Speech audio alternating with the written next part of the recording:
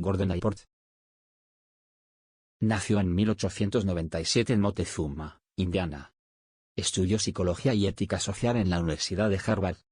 Con 22 años estudió psicología y ética social en la Universidad de Harvard, enseñó inglés y sociología en Constantinopla, y realizó estudios de posgrado en psicología en la Universidad de Harvard.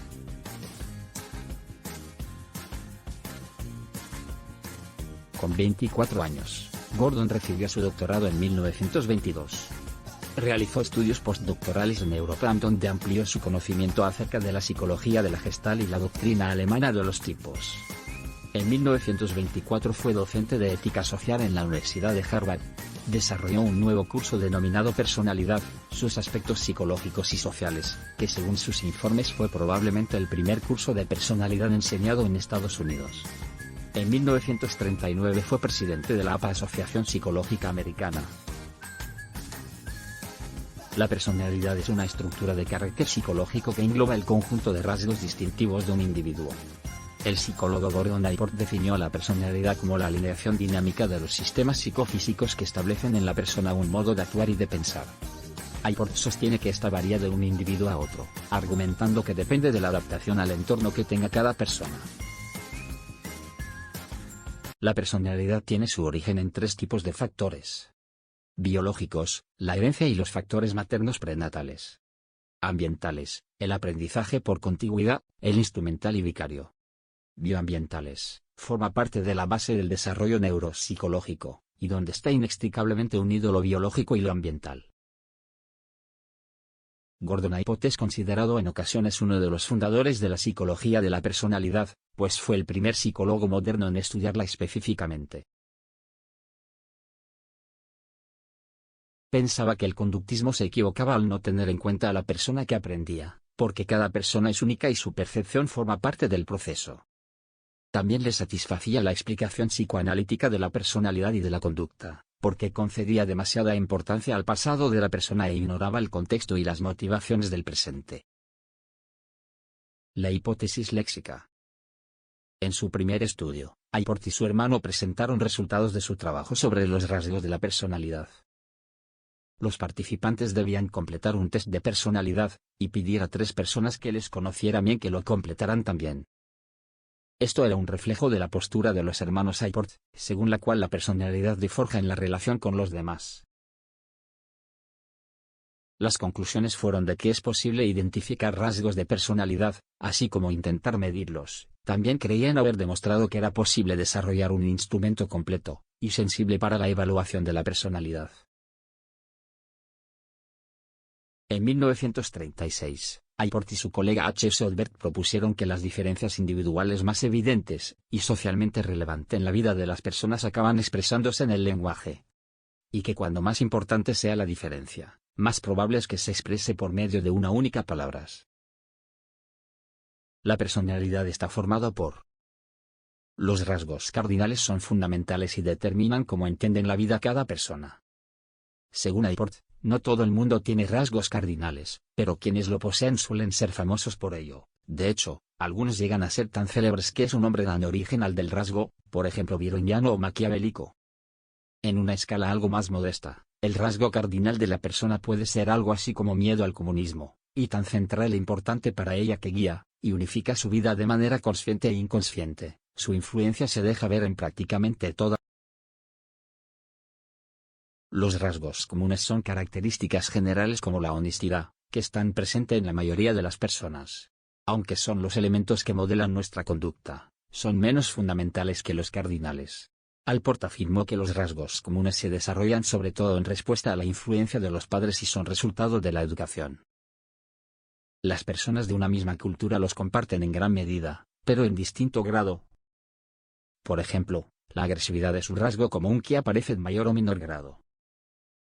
Según Allport, la personalidad de la mayoría de nosotros se compone entre 5 y 10 de estos rasgos que, en función de los grados, se convierten en nuestras características sobresalientes.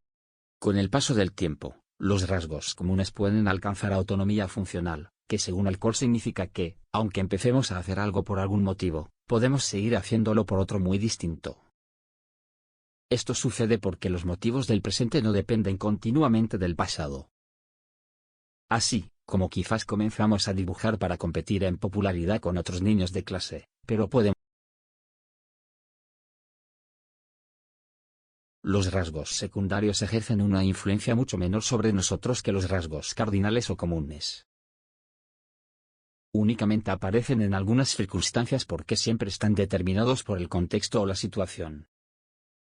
Por ejemplo, podemos decir que alguien se enfada mucho cuando le hacen cosquillas o que teme volar. Estos rasgos expresan preferencias o actitudes y están abiertos al cambio. En ausencia de otras personas, los rasgos secundarios pueden estar presentes, pero ser invisibles. Cuando se añaden a los rasgos comunes y ordinales, ofrecen una imagen completa de la complejidad humana. Rasgos y conducta. Allport también se interesó por el desarrollo de los rasgos en una persona y su relación con la conducta. Sugirió que la conducta está determinada por una combinación de fuerzas internas y externas. Las fuerzas internas o genotipos determinan de qué modo retenemos y utilizamos la información para luego relacionarnos con el mundo que nos rodea junto al mismo tiempo. Las externas o fenotipos determinan cómo acepta la persona su entorno, y permite que otros influyan sobre su conducta. Estas dos fuerzas, según Allport, sientan las bases para el desarrollo de los rasgos individuales.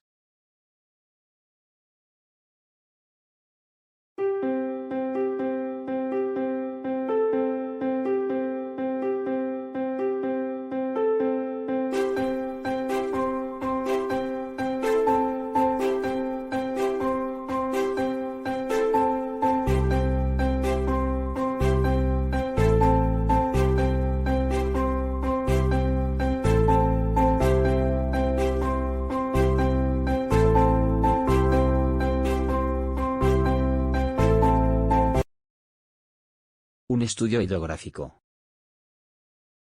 En 1965 recuperó el tema de la personalidad, y comenzó el estudio bibliográfico de los rasgos de personalidad de Jenny Masterson, que vivió de 1868 a 1937. Durante sus últimos 11 años de vida, Jenny escribió 300 cartas personales a un matrimonio con quien mantenía una amistad. Allport utilizó esas cartas para su análisis, y pidió a 36 personas que redujeran los rasgos de personalidad de Jenny a partir de su correspondencia. Fue sencillo identificar 8 grupos de rasgos que abarcan 198 rasgos individuales, y en los que coincidieron la mayoría de las personas que estudiaron las cartas. Estos rasgos eran: beligerante desconfiada, egocéntrica, independiente autónoma, dramática vehemente, estética artística, agresiva, cínica morbosa y sentimental. Sin embargo, Allport consideró que este análisis de los rasgos de Jenny no eran concluyentes y decidieron utilizar otros enfoques, como el análisis freudiano y adleriano. Gordon Allport, en 1966 publicó un artículo titulado Traits Revisited en el que surgió que el objetivo del estudio de la personalidad no debería ser el rey de los rasgos individuales, vino el estudio de la organización psíquica de la persona. Afirmó haber escrito sus primeras obras sobre los rasgos en una edad de inocencia psicológica, aunque mantuvo la creencia de que los rasgos son un punto de partida razonable para describir la personalidad.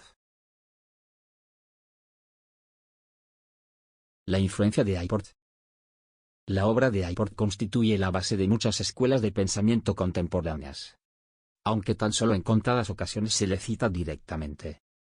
Actualmente, muchos de los test de personalidad proceden de la obra de Raymond Cattell y Hans J. Eysenck, que partieron del estudio léxico de Allport.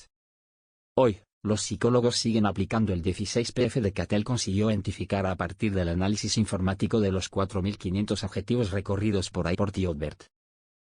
La psicología humanista, en la que se basa la mayoría de las técnicas terapéuticas y de apoyo, también se alimenta de las ideas de Gordon Allport, principalmente de su método ideográfico y de la insistencia en que cada persona es única.